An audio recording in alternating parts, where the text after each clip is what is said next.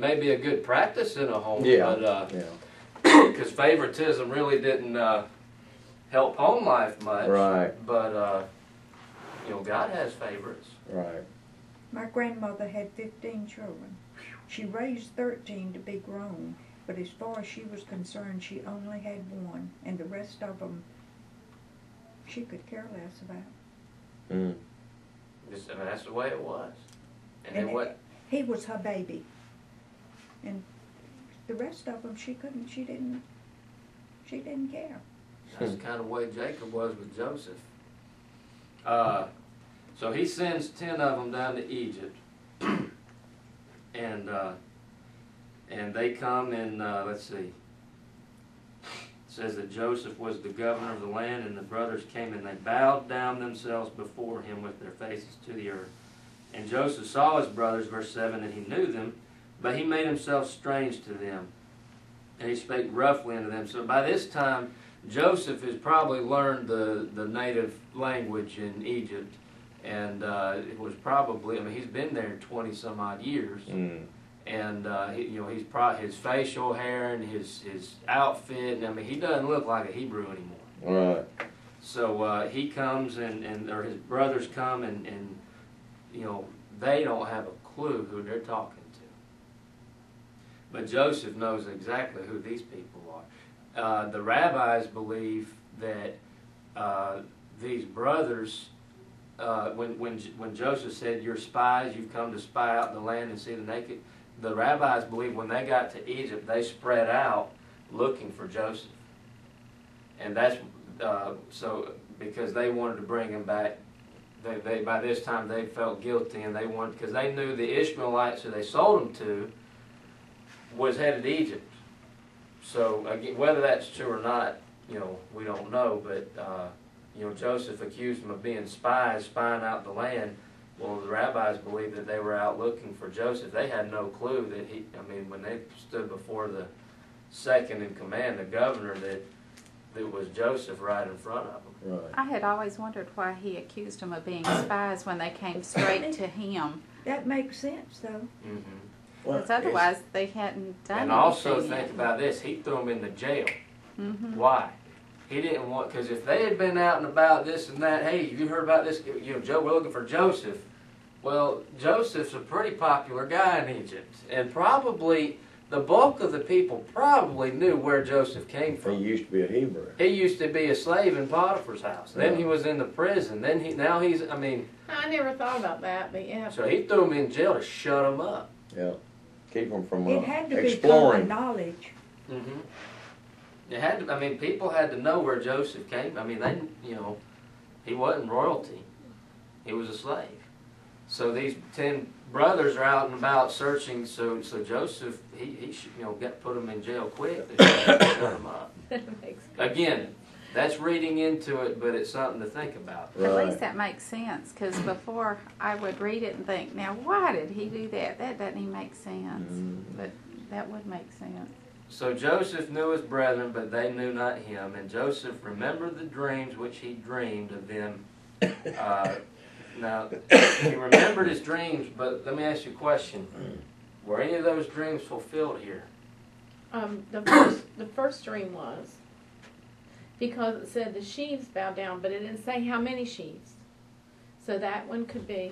See, let's go back to. It doesn't say how many sheaves? No, but it says how many stars and the moon and the sun, but it doesn't say how many sheaves. So the sheaves part could be I was wondering that myself too. Was that the fulfillment of the dream? What chapter is that in? I just looked at it. Let's see. Okay, it says in verse 7 of 37. There we were, binding sheaves in the field, and then behold, my sheaf arose, and also stood upright, and indeed your sheep stood all round, and bowed down to my sheep. And his brother said to him, shall you indeed reign over us? But you know, if they were out in the field, Benjamin wasn't there probably because he was just a little baby, kind of, right? He was just a little. So maybe it could be that maybe the first dream was fulfilled. The first dream was fulfilled here, maybe. And but then, either way, the second dream was not. right, because there was in the next dream, there's 11 stars and the moon and the sun. Mm-hmm. So Joseph knows that in order for these dreams to be completely fulfilled, not only does Benjamin need to get on up to Egypt, but so does Jacob. Mm-hmm. And who's the moon and the stars? Who's the sun and the stars? I think the moon refers to his mom, but his mom's dead. Wait, the 11 stars and what? 11 stars and the moon and the sun. Yeah, because in verse 10 it says, "Shall I and my mother and thy brothers indeed come to bow down to thee?" But that's Are both of his wives dead? yeah, Both are? because Rachel's dead at this point. But anyways, Joseph understands these dreams. Joseph knows what these dreams mean, and he knows that it's not done yet. Right. He's got to get them all down. So so he's really pretty crafty. You know, he gives them this. He keeps one of them and says, "Look, you'll get this one out when you." He's When you got bring to your be brother. smart and crafty to be second to Pharaoh. He really does. I mean, literally. Yeah, he's, and you know, we don't think, you know, we read about Joseph and, you know, we don't read it in, like Moses also, you know, we don't know what all, because, I mean, Joseph was kept inside while his brothers were out keeping the sheep. And I don't think that he was, you know, it's sitting in front of the TV playing, and then, you know, the Xbox. He was getting an education. You know, the rabbi. I mean, they talk about there was seminaries back then. You know, the descendants of Shem.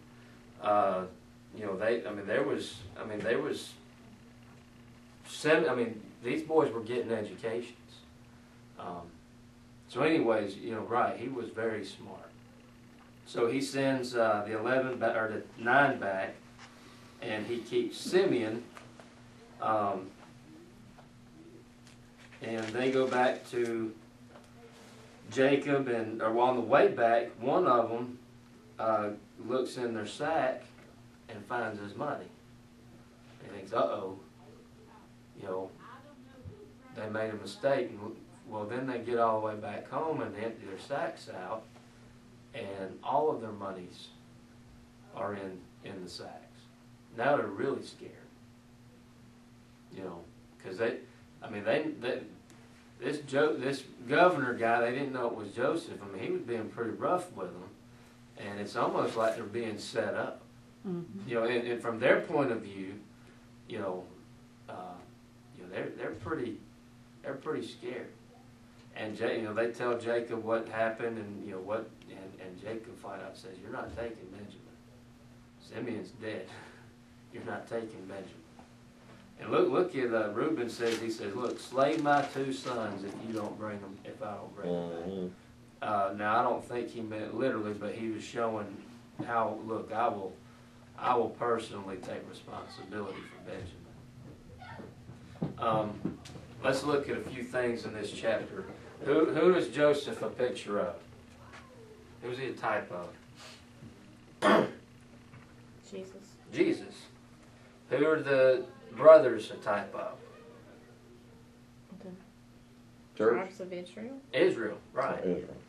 And this famine hits, and they can't find bread. They can't find anything to eat. Where do they have to go? To To the world. To the bread of life. To Joseph. Now, today, bread, what is bread? It's Word. the substance to keep us, it's the Word of God. You can't find bread today. Where's the only place you can find bread? Who has the bread? Joseph. Jesus has it. They're in this great time of famine.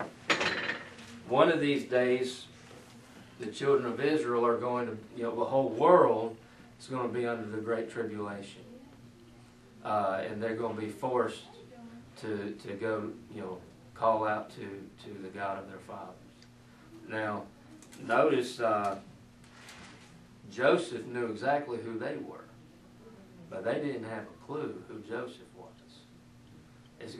Think about that. Jesus knows who